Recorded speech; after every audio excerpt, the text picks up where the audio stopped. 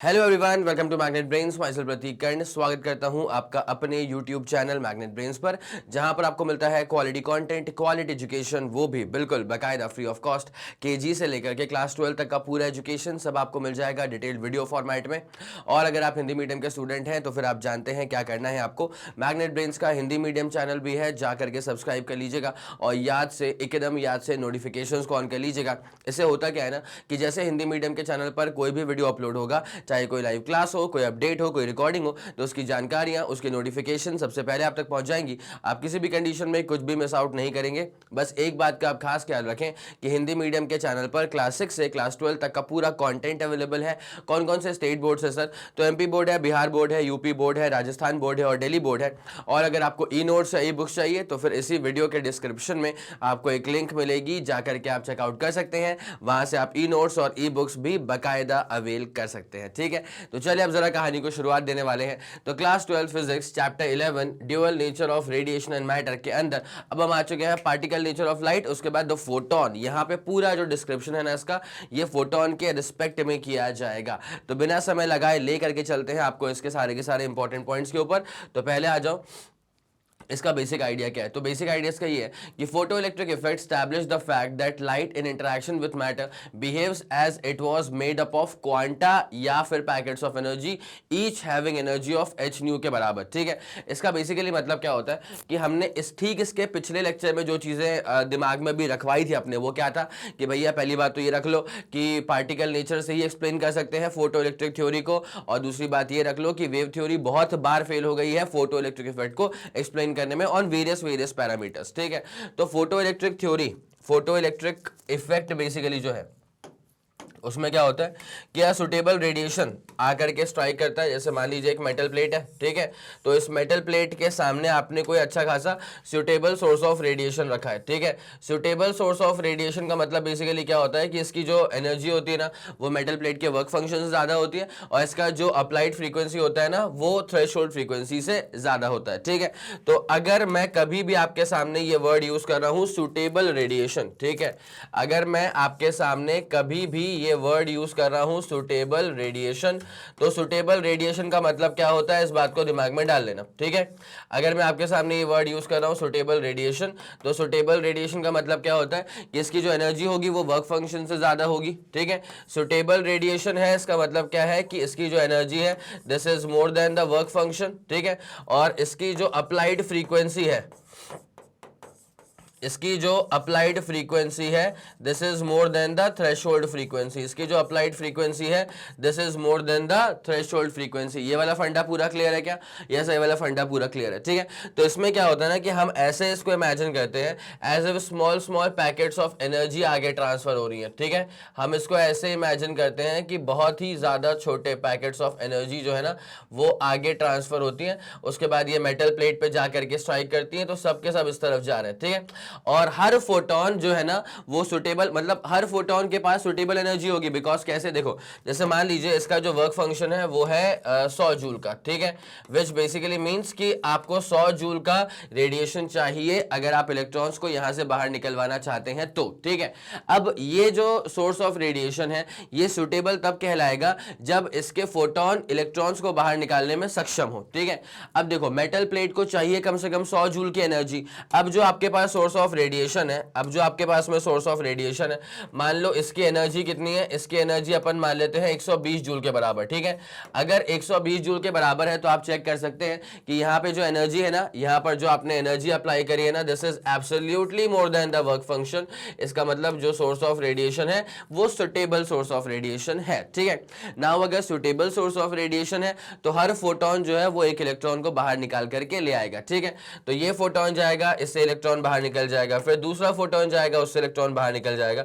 तो आइडियली ऐसा होता है कि हर photon is capable of ejecting an electron out of the metal surface. हर फोटोन में ये बात होती है, ऐसा होता है आइडियली। बट प्रैक्टिकली क्या होगा सर? प्रैक्टिकली ऐसा नहीं होता है। प्रैक्टिकली जैसे मान लीजिए अगर एक सेकंड में 100 फोटॉन्स गए, प्रैक्टिकली बात कर रहा हूं मैं आपसे, ठीक है, तो मान लीजिए अगर एक सेकंड में 100 फोटॉन्स गए तो वो हर फोटोन जो है ना वो सक्सेसफुल एमिशन करवा ले इलेक्ट्रॉन का, ये बिल्कुल एकदम डंके की चोट पे नहीं कहा जा सकता। ठीक है, तो अगर 100 फोटॉन फोटोन गए तो क्या पता ऐसा रहा हो कि पूरे प्रोसेस की जो एफिशिएंसी रही हो वो रही हो 40%। इसका मतलब क्या, 100 फोटॉन्स गए, उसमें से 60 फोटोन जो है ना वो इलेक्ट्रॉन एमिशन करवा ही नहीं पा रहे, ठीक है, सिर्फ 40 फोटोन जो है वो इलेक्ट्रॉन्स को एमिट करवा पा रहे हैं मेटल सरफेस से। तो इसका मतलब एफिशिएंसी पूरी 100% कह देना, ये कह देना कि 100 फोटॉन्स गए थे और 100 फोटो इलेक्ट्रॉन्स बाहर आ गए, ये अपन एकदम डंके की चोट पे नहीं कह सकते, ठीक है, बिकॉज ऐसे केस में तो एफिशिएंसी विल बिकम 100%। और जहां कहीं कोई मशीन, कोई प्रोसीजर, कोई साइकिल अगर ऐसा दिखा दे कि एफिशिएंसी 100% है तो समझ जाओ कि भैया ये आइडियल केस की बात चल रही है, प्रैक्टिकल केस से बहुत दूर है, कोसों दूर है, ठीक है। प्रैक्टिकली ऐसा होता नहीं ना, 100% एफिशिएंसी बनाना ये प्रैक्टिकली पॉसिबल होता नहीं है कभी, ठीक है। चलिए सर, तो ये वाला फंडा आप लोग को समझ में आ गया कि हाँ सर ठीक है, तो फोटोन जा रहे हैं तो इसको अपन क्वांटा, इसको अपन क्या कहेंगे बेटा, ये इसी को तो क्वांटा कहा जाता है, इसी को तो क्वांटा कहा जाता है। एनर्जी पैकेट है, एनर्जी पैकेट है, this is nothing but energy packet है, ठीक है। अब देखो क्या होता है, जैसे मान लीजिए इसकी फ्रीक्वेंसी कितनी है, इस सोर्स की फ्रीक्वेंसी मान लेते हैं अपन न्यू के बराबर है, ठीक है। तो हर फोटोन की एनर्जी कितनी होगी, each photon will have energy, अगर इस सोर्स ऑफ रेडिएशन की फ्रीक्वेंसी जो है वो न्यू के बराबर है, मतलब न्यू फ्रीक्वेंसी का, न्यू मतलब ये वाला सिंबल को न्यू कहते हैं, न्यू मतलब नया नहीं, ये न्यू मतलब ये एन यू से करेंगे इसको रिप्रेजेंट, ठीक है, एन यू से करेंगे रिप्रेजेंट। तो ये जो फ्रीक्वेंसी का रेडिएशन अपने पास न्यू, ठीक है, तो हर फोटोन के पास क्या होगी, सेम फ्रीक्वेंसी होगी, है ना।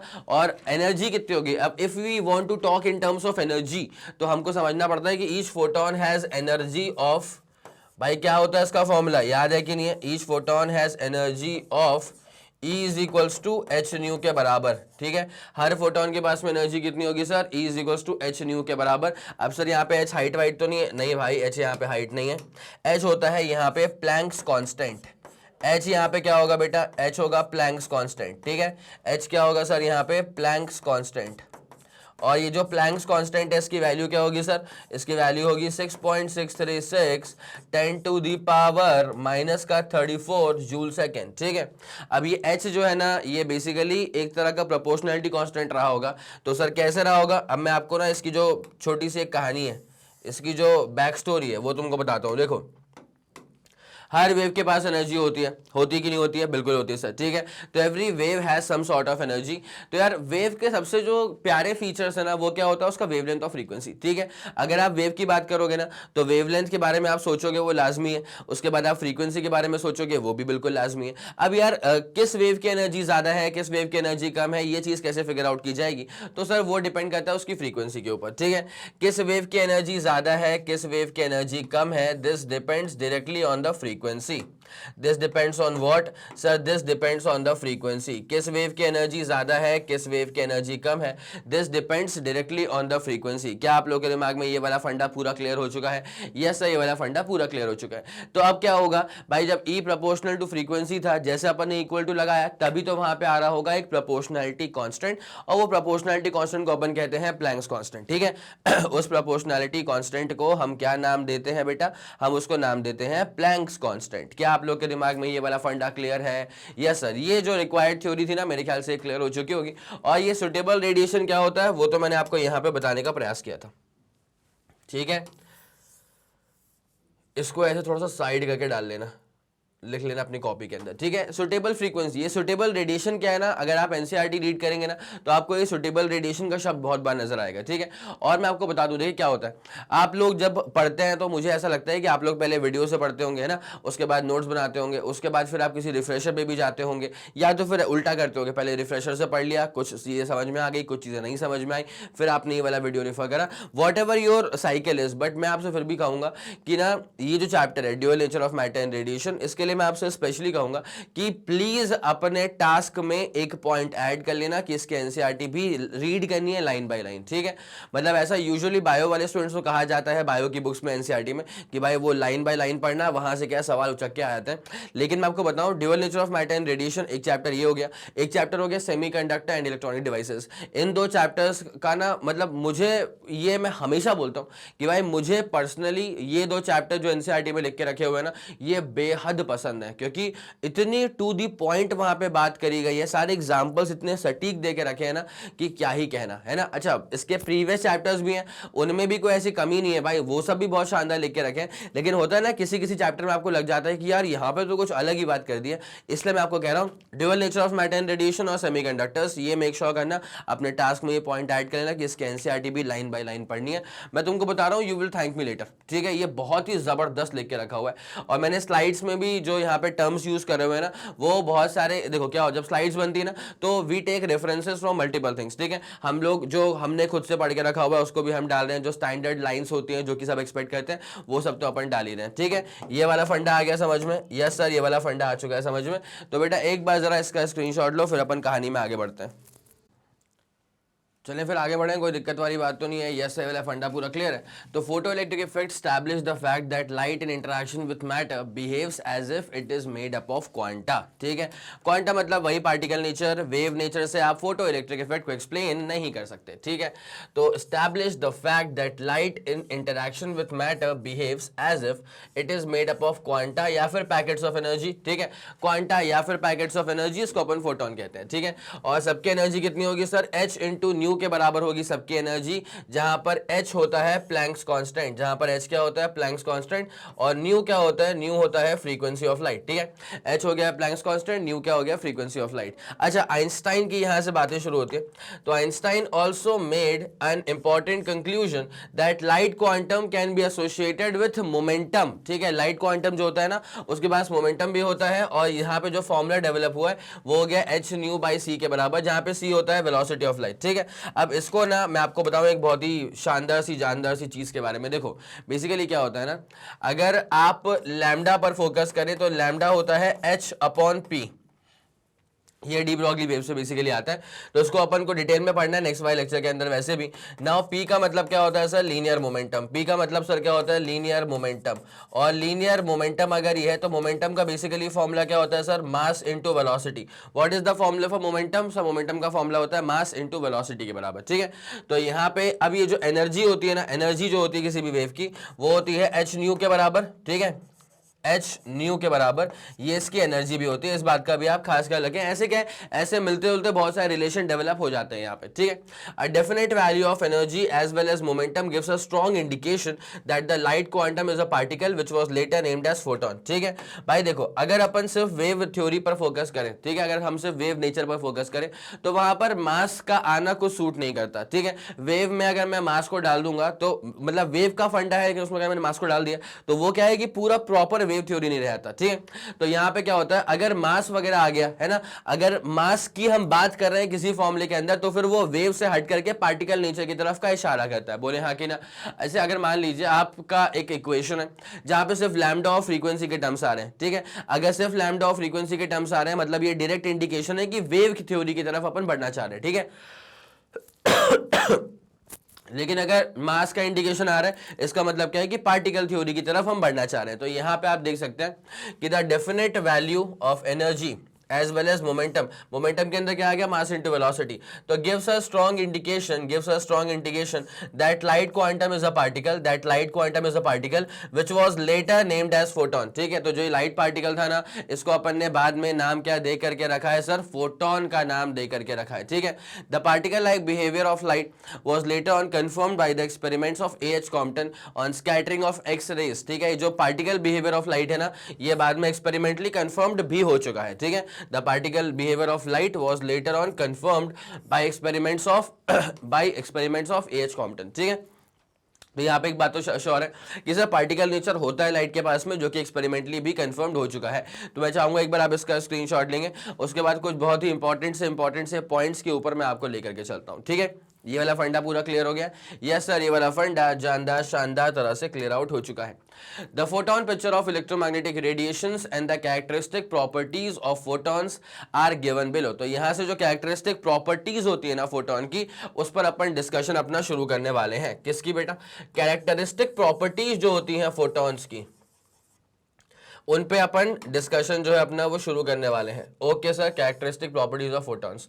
तो पहला क्या है, in interaction of radiation with matter radiation behaves as if it is made up of particles like photons. ठीक है, तो जब इंटरैक्ट करता है लाइट किसी पार्टिकल के साथ में, ठीक है, किसी मैटर के साथ में इंटरैक्ट करता है, तो वहां पे लाइट खुद ही बिहेव करता है as if that is in sense of a particle nature. ठीक है, तो interaction of radiation with matter, जब रेडिएशन जाकर के स्ट्राइक कर रही है अपने मेटल सरफेस के साथ मान लीजिए, तो वहां पे क्या हो रहा है, इंटरेक्शन ही तो हो रहा है रेडिएशन के साथ में, मैटर के साथ में। आई मेरी बात समझ, जब लाइट जाकर के मेटल सरफेस पे टकरा रही है तो इट्स लाइक कि इंटरेक्शन हो रहा है रेडिएशन का, किसके साथ में इंटरेक्शन हो रहा है सर, मेटल सरफेस के साथ में इंटरेक्शन हो रहा है। ठीक है, तो in interaction of radiation with matter, ये जो रेडिएशन है ना, this behaves as if it is made up of particles like photons, ये ऐसे बिहेव करता है as if it is made up of particles, जैसे कि फोटॉन्स। ठीक है, ओके सर।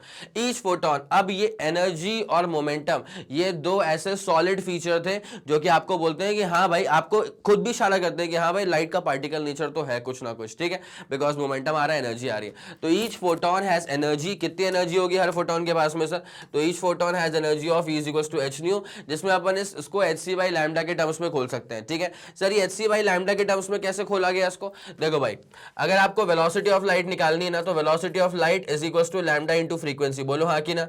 नाउ एनर्जी की जब बात की जाएगी तो E is equals to h into frequency हो जाएगा। ठीक है, तो therefore E is equals to h, frequency यहां से निकाल लो, तो फ्रीक्वेंसी यहां पे आ जाएगा sir c by lambda, it's as simple as that, बस बात ही खत्म हो जाएगी। ठीक है, तो E is equals to h f था और यहां पे E is equals to h c by lambda भी आ जाएगा, it is as simple as that, done done done done. ठीक है, तो each photon has energy of this much, और मोमेंटम कितना है सर इसका, मोमेंटम इसका देखो h इज इक्वल मतलब p is equals to h by lambda, वही जो मैंने यहाँ पे आपको डेवलप करके बताया था कि वेवलेंथ जो होती है ना, lambda is equals to h over p होता है, लैम्डा इज इक्वल्स टू क्या होता है सर, h ओवर p होता है। कोई दिक्कत है नहीं सर, कोई दिक्कत नहीं इसके अंदर। ठीक है, तो जहां पे h जो होता है वो प्लैंक्स कांस्टेंट होता है, यहाँ पर जो h होता है ना सर, this h is a Planck's constant, और nu and lambda are the frequency and wavelength of radiation, और c अपने पास में क्या होता है, वेलोसिटी ऑफ लाइट। c अपने पास में क्या होगा सर, c अपने पास में होगा वेलोसिटी ऑफ लाइट। कोई दिक्कत नहीं सर, कोई दिक्कत नहीं है। ये मेटल सरफेस था, इस पे आकर के एक फोटोन ने स्ट्राइक करवाया जो कि सुटेबल फोटोन रहा होगा, इसीलिए इस इलेक्ट्रॉन का यहां से एमिशन हो गया। भाई ये बात मेरे ख्याल से अब तो आपके दिमाग में तरीके से बैठ गई होगी, दिलो दिमाग में बैठ गई होगी। ठीक है, तो यहाँ पे क्या होता है, सुटेबल फोटोन का मतलब है इसकी जो फ्रीक्वेंसी है वो मेटल सरफेस के थ्रेशोल्ड फ्रीक्वेंसी से ज्यादा है, इसकी जो एनर्जी है वो अपने पास वर्क फंक्शन से ज्यादा है, तब जाकर के रेडिएशन जो है वो सुटेबल कहलाता है, अदरवाइज सुटेबल रेडिएशन आप हर किसी को नहीं बोल सकते हो। ठीक है, okay sir, done done done done, ये वाला फंडा क्लियर हो चुका है। आगे बढ़ते हैं। Irrespective of intensity of radiation, all the photons of particular frequency और wavelength have the same energy। भाई एनर्जी जो होती है ना वो इंटेंसिटी पर डिपेंड करती भी नहीं है, अगर आप इंटेंसिटी को बढ़ा दोगे ना तो सिर्फ और सिर्फ नंबर ऑफ फोटॉन्स बढ़ेंगे, एनर्जी नहीं बढ़ेगी। ठीक है, एनर्जी कैसे बढ़ेगी सर, एनर्जी तब बढ़ेगी जब आप फ्रीक्वेंसी को चेंज करोगे, और किसी भी गिवन सोर्स की फ्रीक्वेंसी को चेंज करना ऐसे पॉसिबल नहीं है। अगर आपको फ्रीक्वेंसी चेंज करनी है then you will have to change the source itself. ठीक है, क्या बोला मैंने, if you want to change the frequency, if you want to change the frequency then you will have to change the source of radiation itself। ठीक है, चलो जैसे मान लीजिए कि यहां पे अपने पास में ये था, अपने पास में एक सोर्स ऑफ रेडिएशन। ठीक है, और अब क्या करा अपन ने, इसको अपन पास लेके चले गए, इसको अपन पास लेके चले गए, तो यहां पे क्या है, ये सोर्स ऑफ रेडिएशन था। ठीक है, तो जैसे आप इसको पास लेके जाओगे तो इंटेंसिटी बढ़ जाती है। ठीक है, तो यहाँ पे इंटेंसिटी अपन मान लेते हैं I1, यहाँ पर जो इंटेंसिटी है ना वो अपन मान लेते हैं I1, और यहाँ पर जो इंटेंसिटी है इसको अपन मान लेते हैं I2। ठीक है, इंटेंसिटी को अपन ने क्या मान लिया सर, I1 ऊपर वाली का मान लिया, I2 अपन ने नीचे वाली का मान लिया। ठीक है, अब होता क्या है, जैसे आप सोर्स ऑफ रेडिएशन को पास लेके आओगे ना तो इंटेंसिटी बढ़ जाएगी। ठीक है, तो दूसरे वाले केस की इंटेंसिटी ज्यादा अच्छी है, पहले वाले केस की इंटेंसिटी कम थी। ठीक है, अब जैसे इंटेंसिटी को बढ़ा दिया अपन ने, तो इंटेंसिटी को बढ़ाने से क्या है, यहाँ पे नंबर ऑफ फोटॉन्स बढ़ जाते हैं। ठीक है, तो यहाँ पे नंबर ऑफ फोटॉन्स कितने हैं, N1, नंबर ऑफ फोटॉन्स जो कि मेटल प्लेट पे पहुंच रहे हैं, नंबर ऑफ फोटोन्स नहीं, फोटॉन्स, यहाँ पे जो नंबर ऑफ फोटॉन्स पहुंच रहे हैं मेटल प्लेट पे वो N1 के बराबर है, और यहाँ पे जो नंबर ऑफ फोटॉन्स पहुंच रहे हैं वो N2 के बराबर मान लेते हैं। ठीक है, यहाँ पर जो नंबर ऑफ फोटॉन्स पहुंच रहे हैं उसको अपन n2 के बराबर मान लेते हैं। तो जब अपन ने इंटेंसिटी को बढ़ा दिया तो फिर नंबर ऑफ फोटॉन्स की मात्रा भी बढ़ गई है, ठीक है, नंबर ऑफ फोटॉन्स की मात्रा भी बढ़ गई है। लेकिन फ्रीक्वेंसी ऑफ रेडिएशन के बारे में सोच के देखो, इसका फ्रीक्वेंसी ऑफ रेडिएशन कितना है न्यू, इसका भी फ्रीक्वेंसी ऑफ रेडिएशन कितना है न्यू, बिकॉज मैंने सोर्स को चेंज नहीं करा है, ठीक है। तो by changing the intensity only the photo current increases but no change in incident energy is observed. No change in the incident energy is observed. No change in the incident energy is observed. Incident energy पे कोई भी changes नहीं आ रहे हैं। क्या आप लोगों के दिमाग में ये वाला फंडा पूरा क्लियर है सर? बकायदा पूरा क्लियर है, ठीक है। तो इंटेंसिटी को बढ़ाओगे सिर्फ और सिर्फ फोटो करंट बढ़ेगा, एनर्जी जो जाकर के स्ट्राइक करे उस पर कोई भी फर्क नहीं पड़ेगा। जब एनर्जी उतनी की उतनी है तो जो kinetic energy of emitted electrons है वो भी सेम ही रहने वाले हैं, ठीक है। तो no change in the incident energy, therefore no change in the kinetic energy, therefore no change in the kinetic energy of emitted electrons। भाई इस चीज को दिमाग में इतने बेहतरीन तरह से डाल लो ना कि dual nature of matter and radiation, no change in the kinetic energy of emitted electrons, dual nature of matter and radiation वाले चैप्टर के अंदर तुम्हें रिवीजन में बहुत कम समय लगना चाहिए। It's as simple as that, ठीक है। ओके सर, ये वाला फंडा क्लियर हो गया। मैं चाहूंगा एक बार जरा जो भी मैंने यहाँ पे कलाकारी करी है इसको आप भी अपने कॉपी में नोट कर लें इतनी ही कलाकारी के साथ, ठीक है। ओके सर, डन हो चुका है, ठीक है। तो by increasing the intensity of radiation of a given frequency, मतलब गिवन देखो इंटेंसिटी को चेंज करेंगे तो फिर एनर्जी को सेम रखना, और जब एनर्जी को चेंज करूंगा तो फिर इंटेंसिटी को मैं सेम रखूंगा, ठीक है। और इंटेंसिटी और एनर्जी वगैरह पे तो अपन डिटेल्ड लेक्चर आप तक पहले भी पहुंचा चुके हैं, इस वाले प्लेलिस्ट के अंदर आप चेक कर लीजिएगा। तो by increasing the intensity of radiation, अगर रेडिएशन की आपने इंटेंसिटी बढ़ा दिया इसका मतलब क्या, मेटल प्लेट के बहुत पास लेकर के आ गए हो तुम सोर्स ऑफ रेडिएशन को, ठीक है। तो यहाँ पे क्या होने वाला है, on a metal surface there is only increase in the number of photons, सिर्फ एक ही चीज पे चेंजेस आने वाले हैं, नंबर ऑफ फोटॉन्स बढ़ने वाले हैं बस, ठीक है। क्या बढ़ेगा सर? नंबर ऑफ फोटॉन जो है वो बढ़ जाएंगे, it's as simple as that. तो number of photons falling per second increases, तो therefore number of photo electrons coming out of the metal surface they increases, ठीक है। तो नंबर ऑफ फोटॉन्स जब बढ़ जाएंगे तो फिर नंबर ऑफ इलेक्ट्रॉन जो बाहर निकल रहे हैं वो बढ़ जाएगा, लेकिन फोटॉन की जो एनर्जी है उस पर कोई फर्क नहीं पड़ने वाला, because energy is basically depending on frequency. Source को तो मैं चेंज कर नहीं रहा तो फ्रीक्वेंसी चेंज होगी नहीं, तो फोटॉन्स की एनर्जी बिल्कुल सेम रहने वाली है, HF के बराबर, ठीक है। चलिए सर निपटा दें इसको, बिल्कुल सर। चलिए, all the photons emitted from a source of radiation travel through space with the same speed, ठीक है। हर फोटॉन जो कि एमिट हो रहा है from a source of radiation, every photon which is emitted from the source of radiation travel through the space with the same speed, ठीक है। बिल्कुल सेम स्पीड के साथ ट्रैवल कर रहा है, और वो स्पीड कितनी होती है सर? Speed of light. इसका मतलब क्या कि जो ये फोटोन आ रहा है ना इसकी स्पीड क्या है? 10-12 मीटर पर सेकंड की इसकी स्पीड नहीं है भाई, इसकी स्पीड होती है exactly equal to the velocity of light which itself is 3×10⁸ metre per second, ठीक है। तो इस बात को दिमाग में डाल लो, जब तुम इमेजिन करोगे ना, हम पूरा इमेजिनेशन लगाते हैं इसको स्लो मोशन में, है ना, हम नहीं उसको इमेजिन कर रहे कि भाई 3×10⁸ मीटर पर सेकंड की स्पीड से आ रहा है, हम तो कर रहे हैं इमेजिन कि आराम से एक फोटोन गया, टकराया और धक्का करके इलेक्ट्रॉन बाहर निकल गया, ठीक है। ऐसे हम करते हैं इसको इमेजिन, लेकिन असलियत में स्पीड ऑफ लाइट के बराबर फोटोन की स्पीड होती है। The frequency of photon gives the radiation a definite energy, ठीक है। by frequency पे ही डिपेंड करती है energy, it's as simple as that, which does not change when photon travels through different medium।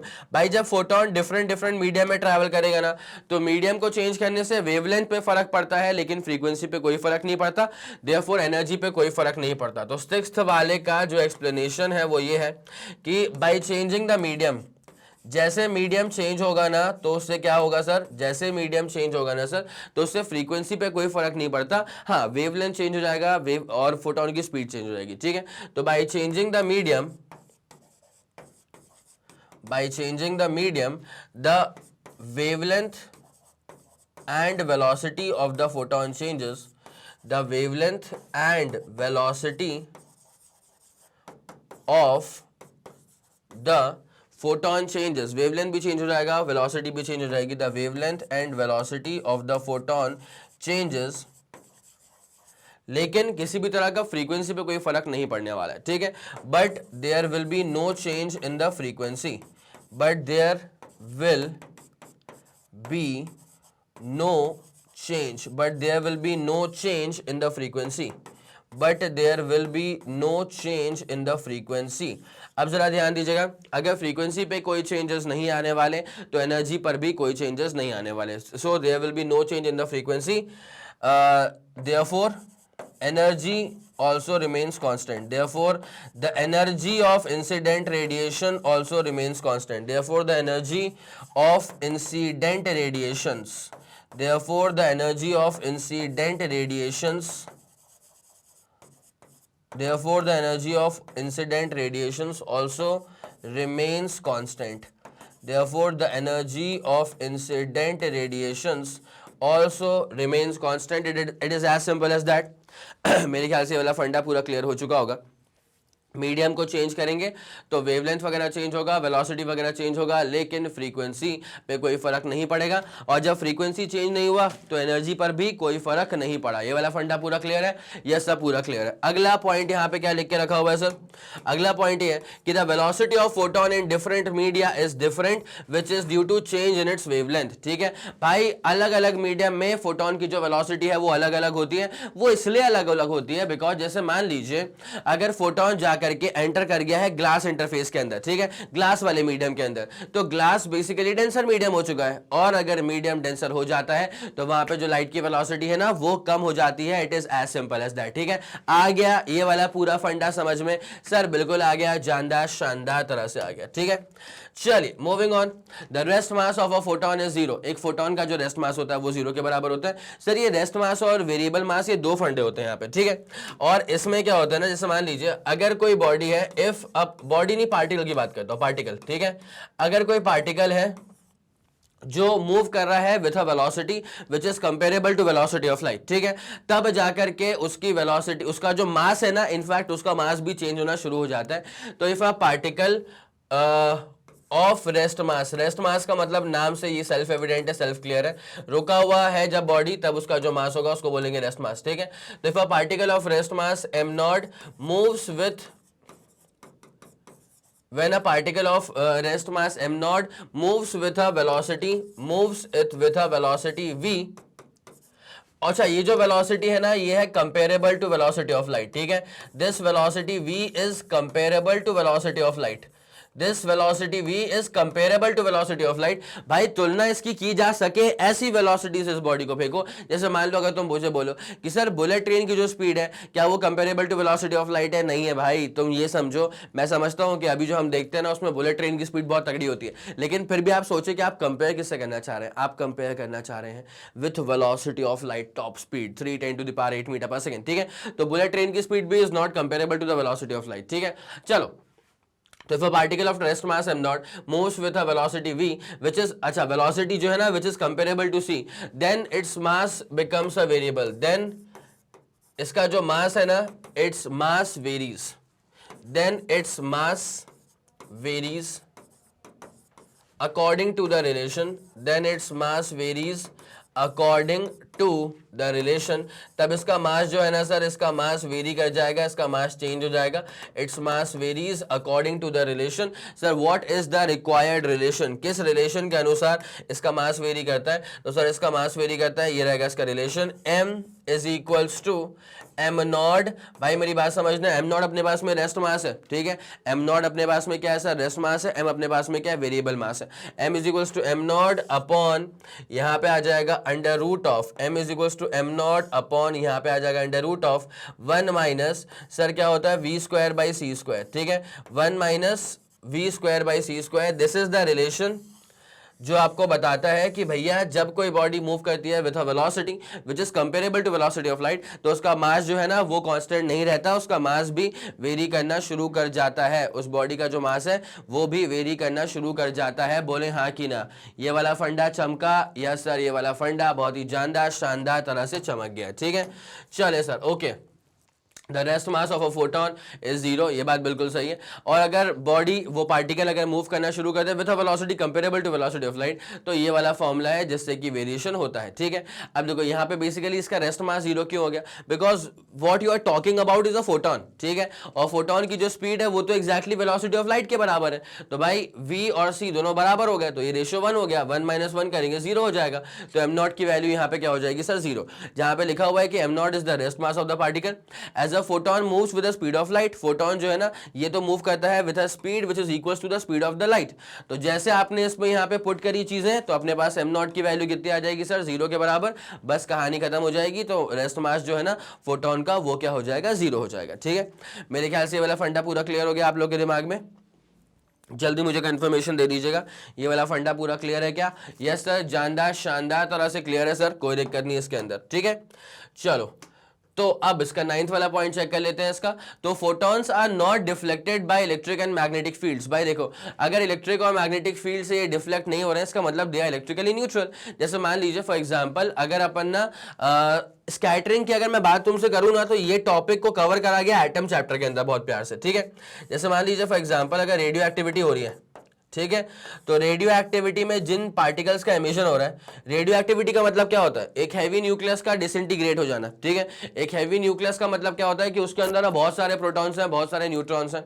अब उसका जो इंटर प्रोटॉनिक रिपल्शन है ना वो इस कदर बढ़ चुका है कि न्यूक्लियस जो है ना उसको ऐसे बाइंड करके रख नहीं पा रहा, ठीक है। न्यूक्लियस की भी तो कुछ बाइंडिंग कैपेसिटी होती है ना भाई, हर चीज थोड़ी बाइंड कर लेगा। तो अंदर क्या है, जब हैवी न्यूक्लियस की बात करेंगे ना अपन, तो अंदर क्या है, प्रोटॉन्स बहुत ज्यादा हो गए, ठीक है।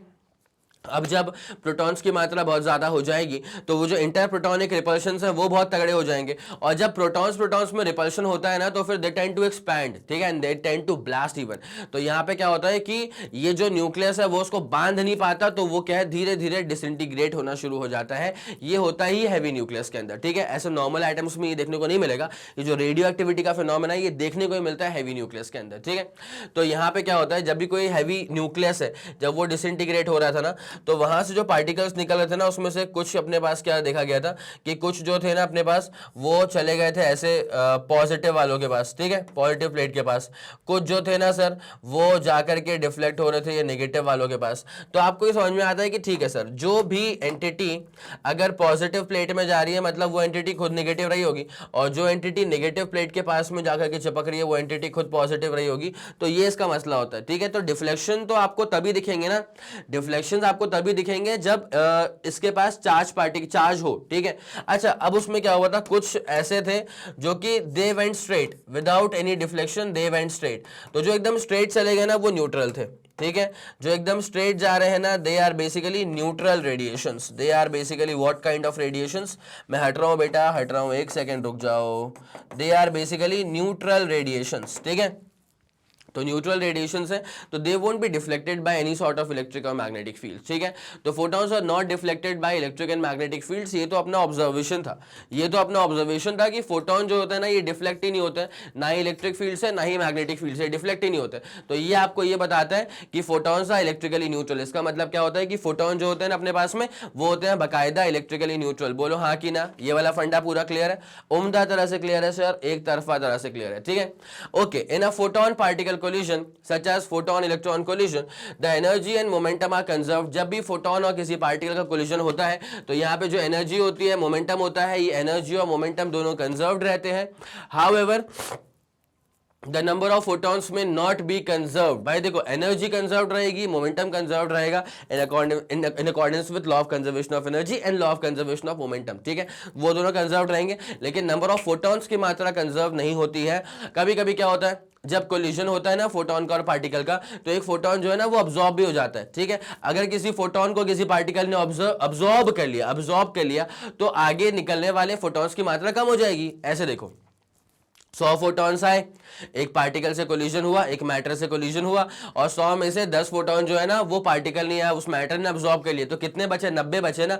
तो आगे फिर 90 जाएंगे, मतलब कम हो गए। इसलिए मैं कहता हूं कि फोटॉन्स की मात्रा जो है ना वो कंजर्व नहीं होती। कभी कभी क्या होता है, ड्यूरिंग अ कोलिजन एक नया फोटॉन भी बन जाता है, तो फोटॉन्स की मात्रा बढ़ भी सकती है, कम भी हो सकती है, लेकिन इसका मतलब सीधी सी बात यह है कि फोटॉन्स का मात्रा जो है ना वो कंजर्व नहीं होता, number of photons are not conserve, ठीक है। ये वाला मसला पूरा क्लियर हो गया? यस सर क्लियर हो गया। इसमें पे लिखा भी है कि photons can be absorbed as well as created as well. ठीक है, कोई दिक्कत वाली बात तो नहीं है, पूरा फंडा क्लियर है। ठीक है, तो ये अपने पास है particle nature of light, the photon.